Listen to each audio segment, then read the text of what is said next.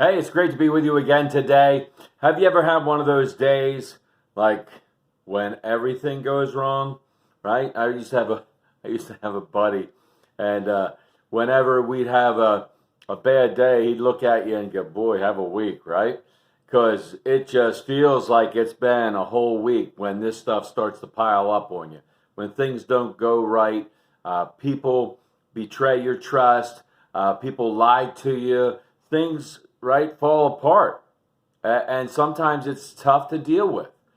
But the thing that we need to realize, we're not the first, right? And we're not going to be the last.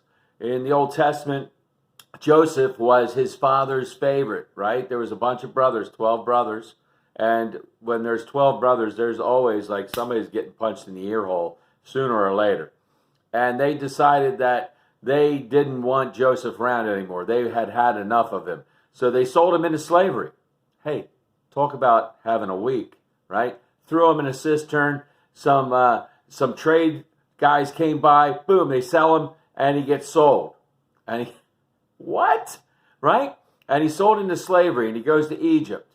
And luckily for him, he gets sold to this government official who takes him in, and he works his way up to become this guy's Potiphar, his right-hand man.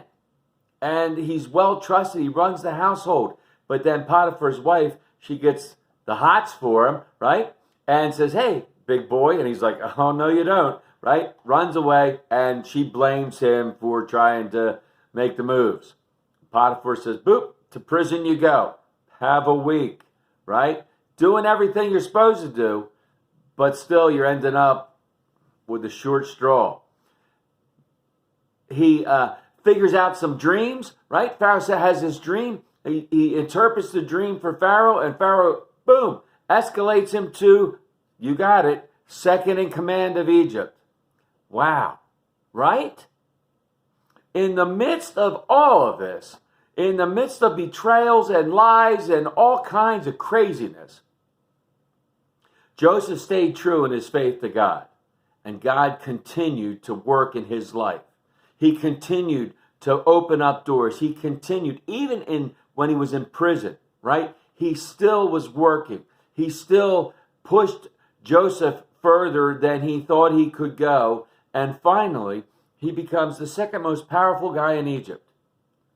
Do we do that? Do we keep our faith? Do we keep chasing after God? Or do we get down in the dumps and we say, "Woe is me, poor me," and we make that face, right? Do we try to stay close to the loving, moving, stirring God who we love so much, or do we let bad times wreck us?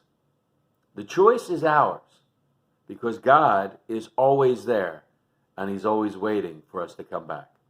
May God continue to pour out his grace, mercy, and blessings on each and every one of us until we get to meet again. Amen? Amen.